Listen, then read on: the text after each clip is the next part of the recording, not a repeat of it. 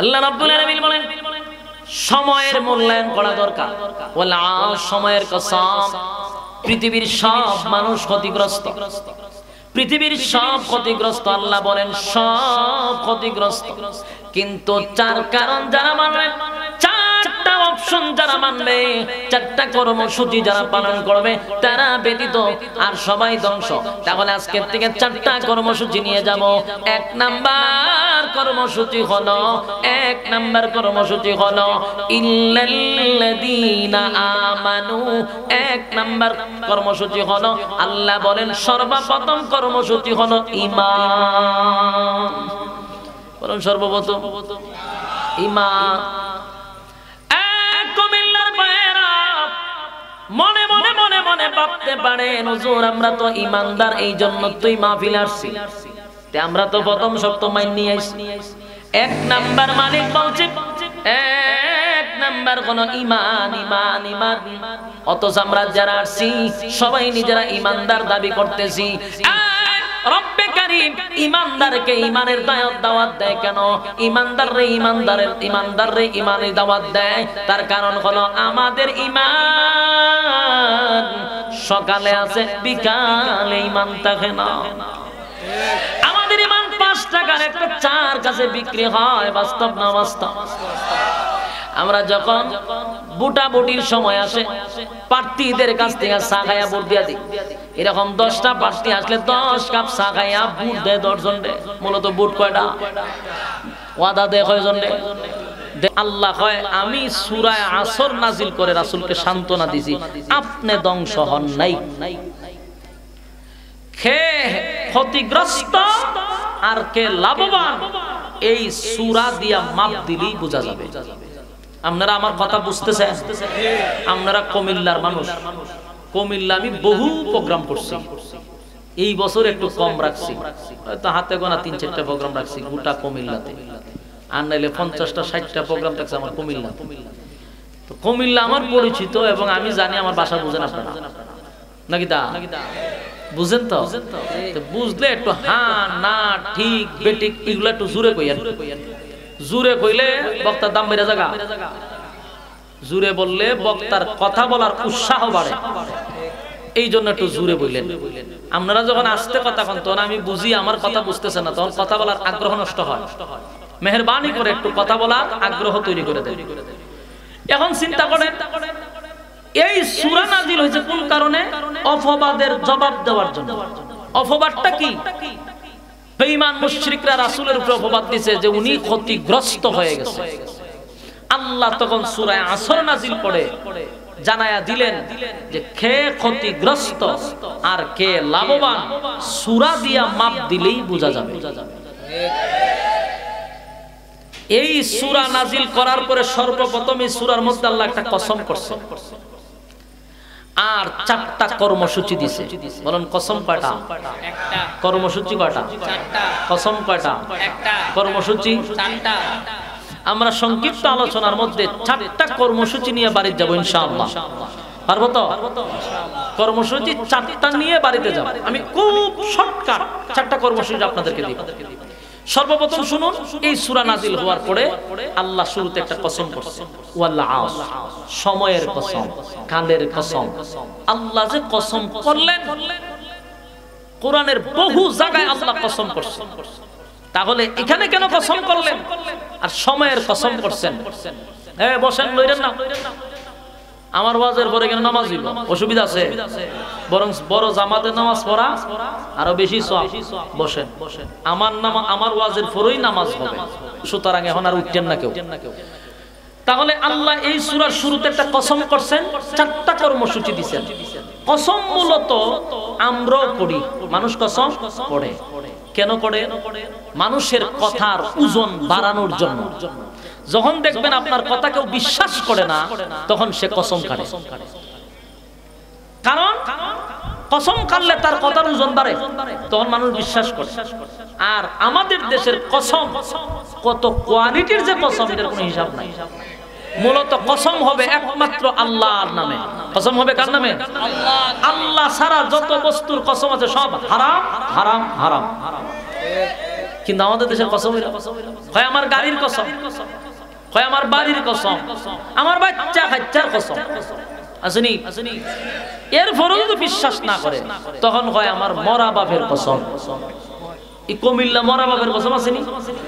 আছে? এটা দিকে না মরা বাপের কসম, এগুলা বলা যাবে হারাম। কসম হবে কার নামে? তো কসম করার উদ্দেশ্য হলো আমাদের ওজন বাড়ানোর জন্য। আর আল্লাহ যে কসম করে ওজন বাড়ানোর জন্য না, আল্লাহ কসম করে আমাদের খাসলতের কারণে, আমাদের স্বভাবের কারণে। কারণ আমরা কসম ছাড়া কথা বিশ্বাস করি না, কসম ছাড়া কথা গুরুত্ব দেই না, কথা কসম ছাড়া আমরা এটাকে অবহেলা করি। এই জন্য আমরা যেন গুরুত্ব দেই, এই জন্য আল্লাহ কসম করে। সর্বপ্রথম সর্বপ্রথম কসম হলো ওয়াল আসর, সময়ের কসম। ইন্নাল ইনসানা লাফি খুসর, আল্লাহ কসম করে বলেন পৃথিবীর সব মানুষ ক্ষতিগ্রস্ত। বলুন কসম করে কি বলছে? কথা বল না, সব মানুষ ক্ষতিগ্রস্ত।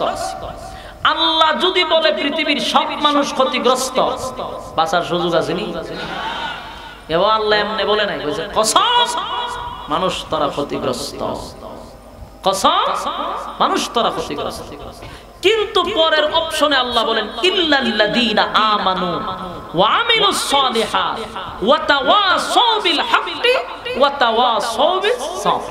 আল্লাহ বলেন চার কর্মসূচি দিলাম, এই চারটা কর্মসূচি যদি পালন করস ধ্বংস হবি না। সুবহানাল্লাহ। প্রথম কইছে কসম পৃথিবীর সব মানুষ ধ্বংস, চার কর্মসূচি পালন করলে ধ্বংস হবি না। তাহলে বলুন আজকের আলোচনাটা কত গুরুত্বপূর্ণ? কথা কয় না? গুরুত্বপূর্ণ কিনা? তাহলে এই চারটা কর্মসূচি নিয়ে বাড়ি যাবো তো ইনশাআল্লাহ। আসুন আল্লাহ বলেন ওয়াল আসর, সময়ের কসম। মুফাসসিরিনে কেরামরা বলেন সময়ের কসম। একবার আমাদের নয়, দূর থেকে আমাদের হুজুরে দেন, ওই মুরব্বিরা দেন, আমার লাগবে না। এক নাম্বার ওয়াল আসর, সময়ের কসম। ইন্নাল ইনসানা লাফি খুসর, পৃথিবীর সব ধ্বংস। কে বলছে? সময়ের কসম। মুফাসসিরিনে কেরামরা বলেন সময় বলতে আল্লাহ কি বুঝাইলেন? রব্বে কারীম সময় বলতে বুঝাইলেন বান্দারে সময়টা হলো তোর হায়াতের সময়। কোন সময়? সময়ের কসম। কসম করে আল্লাহ বলেন সময়ের কসম, সময়ের কসম। আর এই সময়টা হলো তোর হায়াতের কসম। আমরা যদি সময়ের গুরুত্ব দেই তাহলে দুনিয়ার জমিনে যদি সময়ের গুরুত্ব আর দিক দিয়ে আমরা ডেভেলপ হয়ে যাব। পরকালের দিকে যদি সময়ের গুরুত্ব দেই পরকালের দিকে ডেভেলপ হয়ে যাব। মূল কথা বলা, যে যে লাইনে সময়ের মূল্যায়ন করবে আল্লাহ তত বেশি তার ওই লাইনে আগায়া নিয়ে যাবে। গোটা পৃথিবীর মধ্যে সবচেয়ে উন্নত দেশ কোনটা? ফ্রান্স না আমেরিকা? সবচেয়ে বেশি যারা মানে সময়ের মূল্যায়ন করে এটা হলো জাপানের মানুষ। সময়ের মূল্যায়ন করে, এই জন্য তাদের দেশগুলো অনেক আগায় গেছে। পৃথিবীর মধ্যে যদি সবচেয়ে সময়ের মানে অমূল্যায়ন করে এটার নাম হলো বাংলাদেশ। কথা ভিন্ন, সবচেয়ে যদি সময়কে অপচয় করে এটা বাংলাদেশ। এই জন্য গোটা পৃথিবীর সব দেশ থেকে বাংলাদেশ সবচেয়ে বেশি পিছায় আছে। কথা কয় না? যদিও আমরা বলি উন্নয়নের জোয়ার বসতেছে, আমেরিকার আমরা ছাড়াই গেছি আরো বহুত আগে, এটা সাদাবাজি করা যায়, কিন্তু মূলত বাস্তব কথা এরকমটা নয়। 100 বছর পিছিয়ে আছি বিভিন্ন দেশ থেকে আমরা ঠিক কইল ঠিক না কইল ঠিক। দলের সাপোর্ট দিতে পারেন এই জন্য ঠিক কইলেন না, কিন্তু বাস্তব নিজের মাথায় চিন্তা করে দেখেন আমরা কিন্তু অনেক পিছিয়ে আছি। আজ পর্যন্ত একটা পারমাণবিক অস্ত্র বানানোর মতো আমাদের যোগ্যতা হইছে না, একটা অস্ত্র বানানোর যোগ্যতা হইছে না, হ্যাঁ একটা গাড়ি বানানোর যোগ্যতা আমাদের হইছে না। আমরা উন্নয়নের জোয়ার খালি আকাশে বাতাসে উড়ে, নিচে দা উড়ে না। কথা বুঝছেন? একমাত্র কারণ হলো সময়ের মূল্যায়ন আমরা করি না, সময়ের গুরুত্ব দেই না। দেখবেন 5 জন সদস্য সংসারের 2 জন বিদেশ থেকে, বাকি 3টা বইয়া বইয়া খায়। হ্যাঁ, বড় ভাই বিদেশ তো হ্যাঁ গরো 60টা এটি বইয়া বইয়া খায়। কাজ একদিন করলে আরেকদিন বইয়া খায়। একমাত্র সময়ের অপচয়ের কারণে আমাদের ডেভেলপ হয় না। বাস্তব না বাস্তব? আল্লাহ বলেন সময়ের গুরুত্ব দিতে হবে। আল্লাহ রাব্বুল আলামিন বলেন সময়ের মূল্যায়ন করা দরকার। ওয়ালা সময়ের কসম, পৃথিবীর সব মানুষ ক্ষতিগ্রস্ত, পৃথিবীর সব ক্ষতিগ্রস্ত। আল্লাহ বলেন সব ক্ষতিগ্রস্ত, কিন্তু 4 কারণ যারা মানবে, 4টা অপশন যারা মানবে, 4টা কর্মসূচি যারা পালন করবে, তারা ব্যতীত আর সবাই ধ্বংস। তাহলে আজকের থেকে 4টা কর্মসূচি নিয়ে যাব। 1 নাম্বার কর্মসূচি হলো, 1 নাম্বার কর্মসূচি হলো ইল্লাল্লাযীনা আমানু। 1 নাম্বার কর্মসূচি হলো, আল্লাহ বলেন সর্বপ্রথম কর্মসূচি হলো ঈমান। বলেন সর্বপ্রথম ঈমান। কুমিল্লার ভাইয়েরা মনে মনে মনে মনে ভাবতে পারেন, হুজুর আমরা তো ঈমানদার, এই জন্য তুই মাহফিল আসছি, তে আমরা তো প্রথম শর্ত মাইন নিয়ে আসছি। 1 নাম্বার মালিক বলছে 1 নাম্বার কোন ঈমান, ঈমান, ঈমান। অথচ আমরা যারা আসছি সবাই নিজেরা ঈমানদার দাবি করতেছি। রব্বে কারীম ঈমানদারকে ঈমানের দাওয়াত দেয় কেন? ঈমানদাররে ঈমানের দাওয়াত দেয়, তার কারণ হলো আমাদের ঈমান সকালে আছে, বিকালে ঈমান থাকে না। আমাদের ঈমান 5 টাকার একটা চার কাছে বিক্রি হয়। বাস্তব না বাস্তব? আমরা যখন বুটা বুটির সময় আসে, প্রার্থীদের কাছ থেকে চা খাইয়া ভোট দিয়া দিই। এরকম 10টা প্রার্থী আসলে 10 কাপ চা খাইয়া ভোট দেয় 10 জন। মূলত ভোট কয়টা? ওয়াদা দেয় কয়জন? দেয় কয়জন? একজন। ঈমান আছে না গেছে? মাথায় টুপি, মুখে দাড়ি, কিন্তু আমরা নিজেরা ঈমানদার দাবি করি। কিন্তু সকালে ঈমান বিক্রি হয়, বিকালে ঈমান বিক্রি হয়। কোন কথার দ্বারা ঈমান চলে যায় আমরা জানি না, কোন কথা বললে ঈমান থাকবে সেটাও জানি না। এই জন্য আল্লাহ বলেন প্রথম নাম্বার শর্ত হলো ঈমান আনতে হবে কার উপরে? ঈমান আনতে হবে ইল্লাল্লাযীনা আমানু। ঈমান আনতে হবে আল্লাহর উপরে, আল্লাহর উপরে ঈমান আনতে হবে। যুবক ভাইরা রে, ঈমানটা এত সহজ না, ঈমান ধইরা রাখা বড় কঠিন। আমাদের যে ঈমান, জোরে একটা আওয়াজ এলে ঈমান শেষ। কথা কয় না? ফিলিস্তিনের মুসলমানের মতো ঈমান আমাদের আনা দরকার। দেখো না, ফিলিস্তিনকে রক্ত দিয়া তারা আগ্রায় ধরে রাখছে। প্রতিদিন ছোট ছোট মাসুম বাচ্চারা শহীদ হচ্ছে। ঘুম থেকে জাগ্রত হইয়াই দেখা যায় অসংখ্য শিশুদের লাশের মিছিল বাহির হয়। মা বোনরা ফিলিস্তিন ইসরায়েলের ওই সমস্ত সৈন্যদের হাতে নিহত হয়।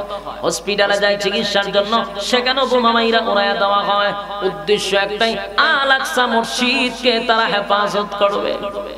জীবন দিয়া কোনো, শরীরের শেষ রক্তবিন্দু দিয়া কোনো তারা আগ্রায়া ধরবে। গত কিছুদিন আগে আমি একটা পত্রিকায় দেখছি, একটা মা সন্তানের লাশের খাটিয়ার মধ্যে দইরা মুসকে হাসি দিয়া রাখছে। এটা খুব ভাইরাল হয়েছে।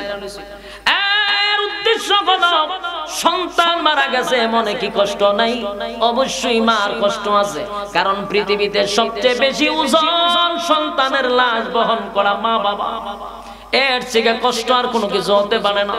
কিন্তু মুসকে হাসি দেয় এই কারণে, মা হয়তো বা মনে মনে ভাবতেছিল কিয়ামতের কঠিন ময়দানে রব্বি কারীম আমাকে যখন দাঁড় করাবে, আমি শহীদের মা হইয়া দাঁড়াবো। শহীদের মা হইয়া দাঁড়াবেন, এমনটাই তো তাদের তামান্না। সাহাবায়ে কেরামদেরও একই অবস্থা ছিল। মহিলারা গিয়া রাসূলের কাছে সন্তান দিয়ে আসতো, নবী গো কিয়ামতের মাঠে শহীদের মা হইয়া দাঁড়াইতে চাই। কথা কয় না? হ্যাঁ, কথা বলেন। আমাদের দেশের যুদ্ধ নামক কথাটাই মুখ দিয়ে বাইর করা যায় না, জিহাদ শব্দটা মুখ দিয়ে বাইর করা যায় না। জিহাদ ফি সাবিলিল্লাহ প্রত্যেকের উপর ফরজ। কইলেই কইলো জঙ্গি জঙ্গি জঙ্গি জঙ্গি ধর ধর ধর। অথচ আল্লাহর হুকুম থেকে আপনি মানুষদেরকে গুমরাহ করতেছেন, ডাইভার্ট করে দিচ্ছেন। অথচ নামাজ যেমন ফরজ, জিহাদ ফি সাবিলিল্লাহ ফরজ। কথা কয় না? এই সাউন্ড আবার ডাউন করছেন কেন? এই মিয়া সাউন্ড ডাউন করলেন কেন? সম্মানিত সুধী, সাউন্ড ডাউন করলেন কেন? ঠিকই তো ছিল। এখন আসুন, নামাজ ফরজ, পর্দা ফরজ, রোজা ফরজ, ঠিক জিহাদ করা। কথা কয় না? বেঈমানের বিপক্ষে জিহাদ করা কি? জিহাদের আলোচনা না মসজিদে করতে পারি, না মাহফিলে করতে পারি। কোন জায়গায় ওয়াজ করা যায় না। ওয়াজ করলে হয়ে যাবে। অথচ জিহাদের ব্যাপারে কোরআনে বহু আয়াত আছে। বাস্তব না বাস্তব? জিহাদ করতেছে ফিলিস্তিনিরা। কথা কন না? ফিলিস্তিনিরা জিহাদ করতেছে। আজকে ফিলিস্তিনের উপরে আক্রমণ করতেছে, কালকে বাংলাদেশে করবে না, এটার কোনো গ্যারান্টি আছে? এজন্য তৈয়ার থাকতে হবে বেঈমানের সাথে যুদ্ধ করার জন্য। ঠিক কিনা বলেন? শরীরের সমস্ত তাজা রক্ত দিয়ে হলো বেঈমানদের মোকাবেলা করতে হবে। ঠিক কিনা? না আমরা এই উৎসাহ দিলে কয়রা জঙ্গি। আমরা কি কইছি তোরা সাথে যুদ্ধ করতা? তোরা মুসলমান, আমরা মুসলমান। যুদ্ধ তো হয় কাফেরের সঙ্গে। আর তোরা যদি ভয় পাস তাহলে বুঝে নিব তোরা বেঈমান, মুশরিক, ওই রামবামদের দালাল। আমরা যুদ্ধ করব কাফেরদের সাথে, আমরা মুসলমানের সাথে যুদ্ধ করব কেন? তাহলে ওয়াজ করা যায় না, না মসজিদে করতে পারি, না মাহফিলে করতে পারি। অথচ জিহাদ ফি সাবিলিল্লাহ এটা ফরজ। বেঈমানদের সঙ্গে মোকাবেলা করতে হবে। যুবক ভাইরা আমার, প্রতিদিন আপনার ভিতরে তামান্না থাকতে হবে শহীদি মরণ চাই। কি চাই? কথা হয় না? শহীদি মরণ চাই, শহীদি মরণ চাই। সাহাবায়ে কেরামরা, মহিলারা পর্যন্ত রাসূলের কাছে বাচ্চা দিয়া বলতো, নবী গো আমার সন্তানটারে যুদ্ধের ময়দানে নিয়ে যান, হাশরের মাঠে যেন, কিয়ামতের ময়দানে যেন আল্লাহ শহীদের মা বানাইয়া আমারে দাঁড় করায়া দেয়। এই মাইকটা কেমনে সিগলানি কও? তাহলে এবার আসুন, এক নাম্বার কি? কথা কয় না ভাই? একটু কথা কন। আপনার আওয়াজ কম, আমাদের আওয়াজ কম। ওয়াজ দে করতেছি, খুব বিরক্ত কিন্তু লাগতেছে। আপনারা যে বাপ লইয়া বইছেন, তখন বোঝা যায় আমি ওয়াজ বইয়া বিপদে পড়ছি। আপনার গুতা দিল দিয়ে আপনারা লড়েন না। ঘটনা কিটা?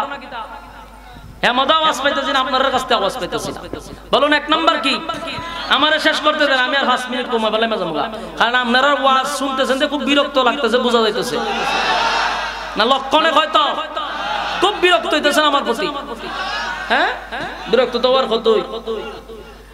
এক নাম্বার হলো ঈমান। তো ঈমান রক্ষা করার জন্য যা যা প্রয়োজন তার জন্য আপনি প্রস্তুত থাকতে হবে। কারণ ঈমান নামক দৌলত যদি একবার চুরি হয় আর ফিরে পাওয়া সম্ভব না। এই জন্য ঈমানের প্রতি আল্লাহ নিজে কয় এক নাম্বার ঈমান। এক নাম্বার ঈমান আনবো আল্লাহর উপরে। ঈমান আনতে হবে আল্লাহর উপরে। এখন ঈমান আছে, নামাজ পড়েন, রোজা রাখেন, হজ করেন, যাকাত দেন, সবই ঠিক আছে। কিন্তু আজাগায় বেজাগায় সেজদা টেকায়া দেন, ঈমান থাকবো নি? যেখানে মনে সেখানে মাথা টেকায়া দিলেন, ঈমান থাকবো? মসজিদেও সেজদা দেন, মাজারেও সেজদা দেন, মসজিদেও সেজদা দেন, বাবারেও সেজদা দেন, ঈমান থাকবো?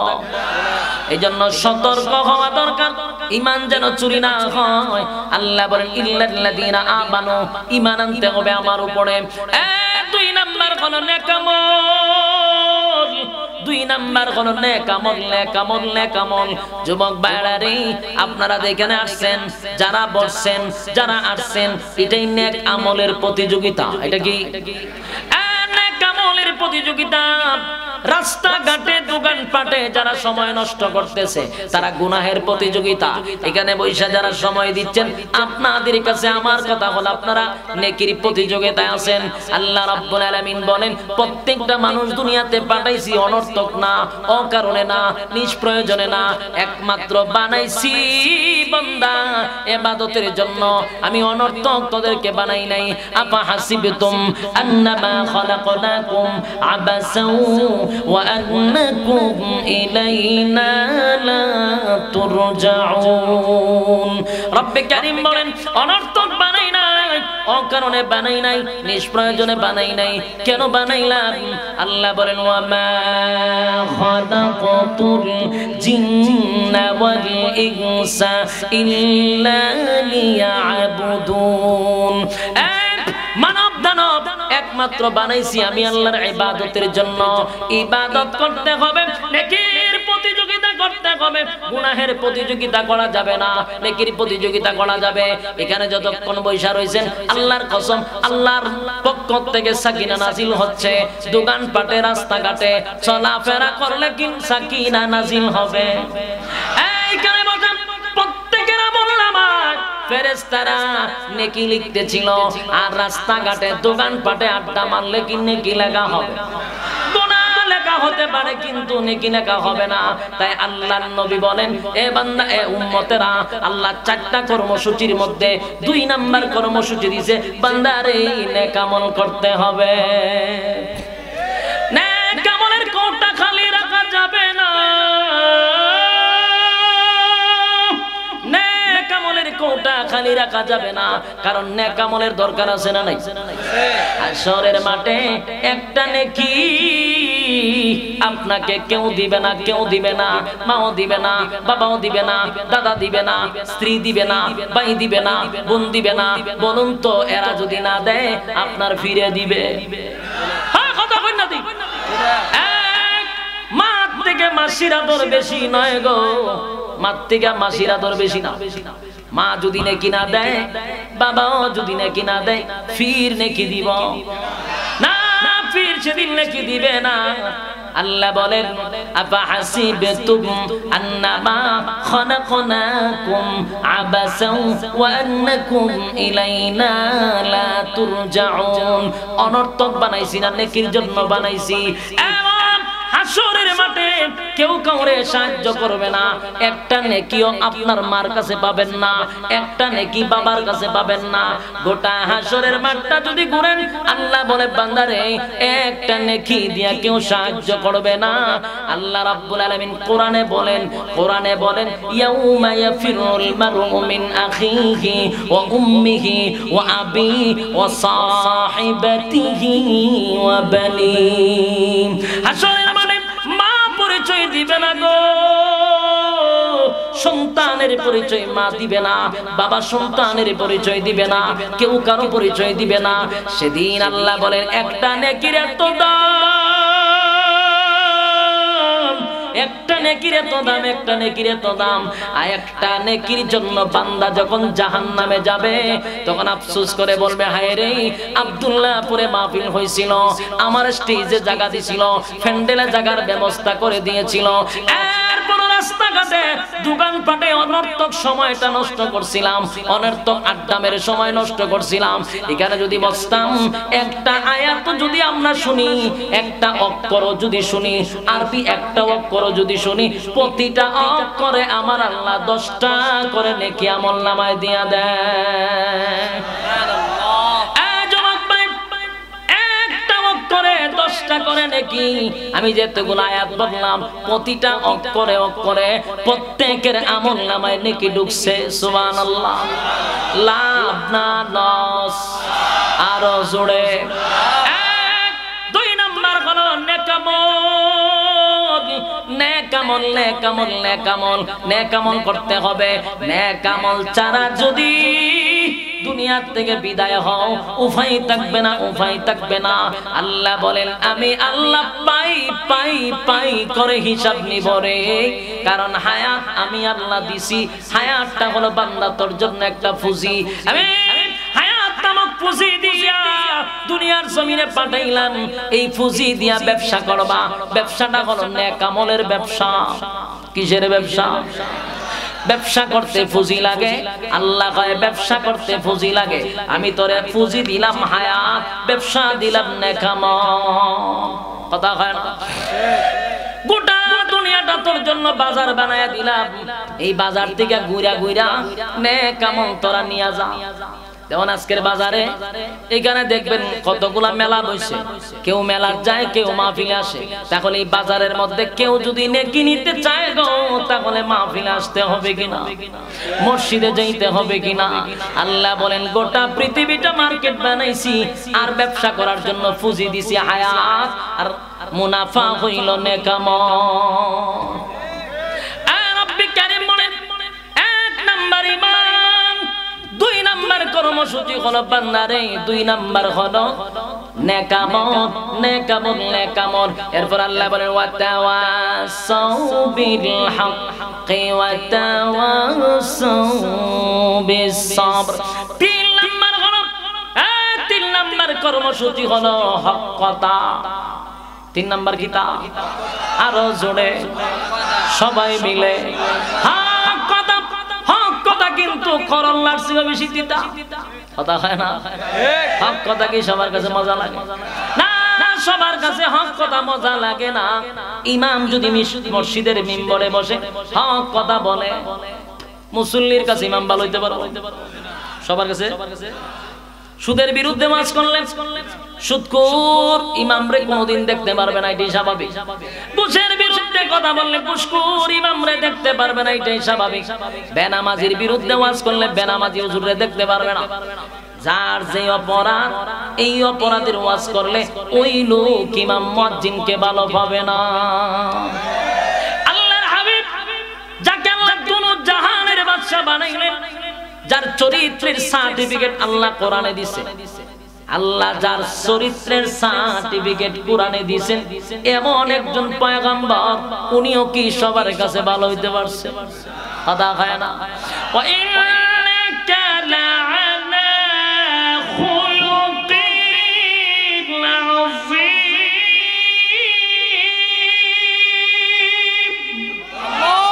খুলুক আযীম চরিত্র আল্লাহ দান করছে। খুলুক আযীম চারটা জিনিসকে আযীম বলছে, এর মধ্যে রাসূলের চরিত্রকে আযীম বলছে। এমন আযীম ওয়ালা পয়গম্বর মক্কার সবার কাছে ভালো হইতে পারছে না। আমরা বক্তারা সবার কাছে ভালো হইতে পারবো এটা কোনোদিন কল্পনাও করি না। নবী পারছেন, আমরা পারব করতে কথা কয় না। হক কথা মারাত্মক তিতা, মারাত্মক তিতা, এটা বড় মারাত্মক তিতা। হক কথা মজা লাগে না, কিন্তু আল্লাহ নিজে বইলা দিছে চার কর্মসূচির মধ্যে 3 নাম্বার হলো হক কথা। কথা হয় না। এখন আসুন, সবচেয়ে বড় কথা হলো হক কথা তো বলবো, আল্লাহ বইলা দিছে, কিন্তু সাধারণ পাবলিক মনে করে হক কথা সব হুজুরার জন্য। আমরা তো কোন লাগতো আইন কি শুধু হুজুরার লাগিয়া? কথা কয় না। কুরআন কি হুজুরের জন্য না সবার জন্য? হক কথা শুধু হুজুর কেন মিম্বরে বসে বলবে? এলাকার একেবারে জনসাধারণ সবার জন্য হক কথা বলা ফরজ। কথা কয় না। এলাকার সরকার যারা মাতব্বর, যারা বিচার করে, আপনাদেরও হক কথা বলতে হবে। কথা হয় না। হক কথা বলতে হবে। বিচারক ভালো কইরা শোনো, 3 নাম্বার কর্মসূচি হক কথা। টাকা পাইয়া তো বিচার এখন ঘুরাইয়া দেয়, হক কথা কইব কেমনে? বিচারক আমি কালকে রাত্রের বেলায় পার্টি আইসা 1 প্যাকেট সিগারেট আর 2000 টাকা পকেটে দিয়া যায়, চাচা একটু দেখে দিয়ে না মরে। তে মাতব্বরের সিগারেট একটা খায় আর টুক দূরে বইয়া থাকে, আজকে একটা পয়েন্ট দূরে না দেখো, এটা তো লাগাই দেয় ফেস লাগায় টুকাইয়া বক্কর সকল লাগায় বিচার হইতো না আগামী আবার 3 দিন পরে আজিনি রে। এই মাতব্বরের যে কত বাটফারি আমি বালা হইরা জানি, এরা যে কত সিটিং বাজি করে সাধারণ মানুষের সাথে। গ্রামে গঞ্জে হয় মাতব্বরের বিচার, এই মাতব্বর গুলারে 1 প্যাকেট সিগারেট দিয়ে কিনা যায়। বাস্তব না বাস্তব? মাতব্বর বালা করে শুন, পৃথিবীর যত মাতব্বর আছো তোমাদের কাছে আমার এই ওয়াজ হলো 3 নাম্বার হক কথা।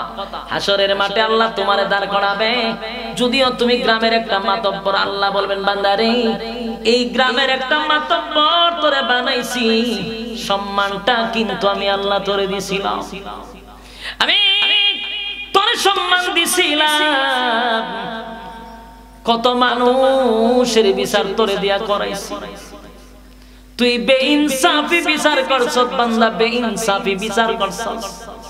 আজকে হাসরের মাঠে আমি আল্লাহ ইনসাফ ওয়ালা বিচারক হব। আল্লাহ কয় তুই বেইনসাফি করছস, আমি এখন ইনসাফ ওয়ালা বিচারক। ইনসাফ যখন আমি করব, বেইনসাফি বিচারকরা ধরা পড়বে। কথা হয় না? 3 নাম্বার কথা হলো হক কথা। রাস্তা দিয়া নামাজ পড়ছে, আজরের নামাজ পড়ে রাস্তা দিয়া যাইতেছে, বেটার এত তাসবিহ সুবহানাল্লাহ সুবহানাল্লাহ সুবহানাল্লাহ পড়তে পড়তে যাইতেছে, রাস্তার পাশে দেখা যায় বক্সে লাগাইয়া ডান্স তো বাগলো ডান্স চলতেছে।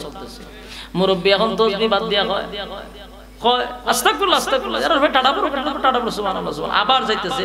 আর যারা বক্স বাজাইতেছে এর উপরে অভিশাপ দিতেছে, এর উপরে গজব করো গজব করো গজব করো, হয়ে জায়গা শেষ শোনার দায়িত্ব যায়।